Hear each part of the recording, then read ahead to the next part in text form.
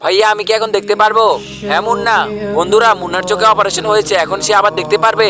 আচ্ছা মুন্না, তুমি আগে এটা বলো, তোমার এই চোখ দিয়ে সবার আগে কাকে দেখতে চাও? ভাইয়া আমি সবার আগে আমার ওই বন্ধুকে দেখবো, যে ছোটবেলা আমার সবসময় খেয়াল রাখতো। মুন্না, তুমি কি তাকে চিনতে পারবে? পুরো 3 বছর পরে তোমার চোখ আবার ঠিক হচ্ছে। ভাই আমি তার আচার ব্যবহার দেখেই তাকে চিনে ফেলবো। মুন্না, আস্তে আস্তে তোমার চোখ খুলো। ভাইয়া এই দুনিয়াটি তো অনেক সুন্দর। সত্যি কি মুন্না আবার চোখে দেখতে পারবে? হ্যাঁ, সে দেখতে পারবে।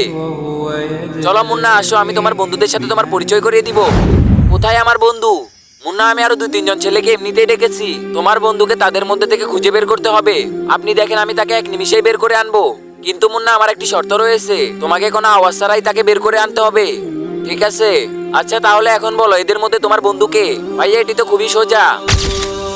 কিন্তু তা দেখার আগে যারা আল্লাহর এই কাবা ঘরের ছবিটিকে দেখে ভালোবাসবে, তারা ভিডিওটিতে লাইক দিয়ে চ্যানেলটিকে সাবস্ক্রাইব করে দাও। আর শয়তানকে ভালোবাসলে কিছুই করার দরকার নেই।